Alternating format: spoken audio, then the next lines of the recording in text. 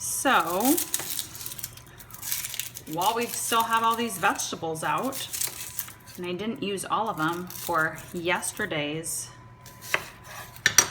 fun recipe, I thought, you know what? Let's make some enchiladas. And these are definitely not enchiladas that my grandma would make. So these are called Not Your Grandma's Enchiladas, because I'm gonna try to use all the very blasphemous things that she would never, ever, ever have put in enchiladas. Grandma, I'm sorry, but not sorry, because I think that if you were here, you would actually like these. So we've got bell peppers and our onions. We're gonna put potatoes. I've got this like sad bag of leftover spinach. We've got some amazing green enchilada sauce. If I had been planning ahead, man, I could have used our guajillo chilies and done that sauce, but I'm just gonna use this pre-prepared enchilada sauce. I've got cheese, and what's super blasphemous, I'm gonna use flour tortillas. Flour tortillas. If you had a grandma like my grandma, you know flour tortillas are not a thing for enchiladas. You use corn, but I don't have any of that right now, Grandma. So I'm just gonna keep chopping up these things. When I'm doing my potatoes, I wanna make sure that they are, in some nice small dice like this. Those are much better in an enchilada. These are gonna cook down into smaller pieces, but these potatoes, they don't shrink that much. So we just wanna make sure these are nice and tiny. Oh, and I'm also gonna layer this. I'm not gonna roll them. Again, not your grandma's enchiladas. Shall we? Those are nice and sauteed and beautiful, and my grandma would definitely never have used this. It's probably meat-free. Corn, it's one of our favorite things. Does not look like meat, it's crazy. It's made with myco-protein. It's mushroom protein. So you just cook it up, and then I'm gonna season it with all my good seasonings, right? Some cumin, some salt, pepper, maybe a little bit of smoked paprika. Oh my gosh. She would be freaking out. She would try it. She would shake her head. She'd say, oh, pobrecito.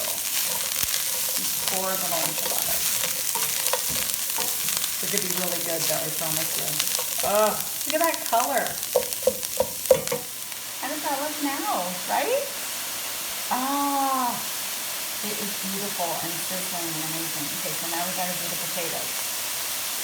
Right, now we've got our potatoes in the same pan, and you just have to keep moving them around so they don't get super stuck to the bottom. I'm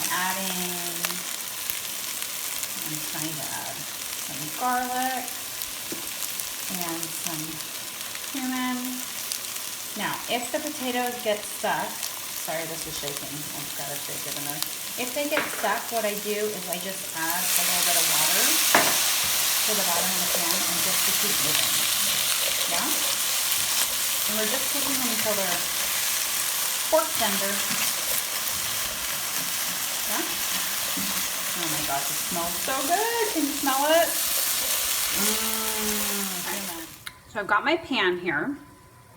I am gonna be giving these away, so that's why I'm not using a regular baking sheet. What I like to do is pour a little bit of the sauce on the bottom. And again, these are not my grandma's enchiladas. And so I'm using the blasphemous flour tortillas. So what I'm gonna do, I'm making layers, and I don't know how this is gonna work out. So I'm just gonna make some little things like that. Isn't that cute? Perfect. Then I'm gonna add a little bit of my meat layer, just a smidge, right?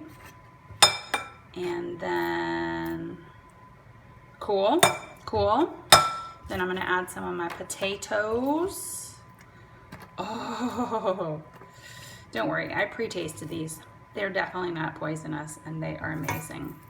Then I'm gonna add a little bit of my spinach. It's frozen, so it's got some chunks in it, and that's okay. and then a little bit of cheese. And I'm just gonna keep repeating that until I get all the way to the top. Sound good?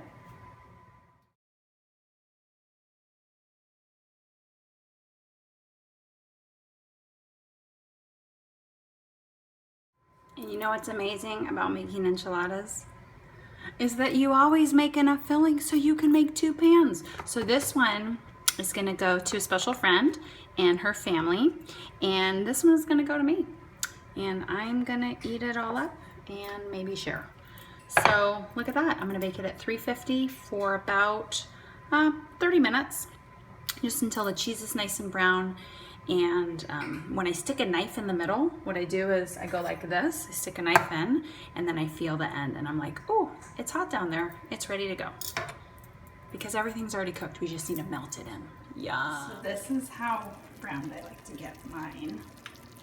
See, it's nice. It's like, oh, bubbly down there. Got a nice crust on top. Oh my gosh. Normally I would just dig right in, but if I did that, I would burn my face. So I'm gonna let it cool for a little bit. I'm gonna come back. Yum. Definitely never seen my grandma make anything like this.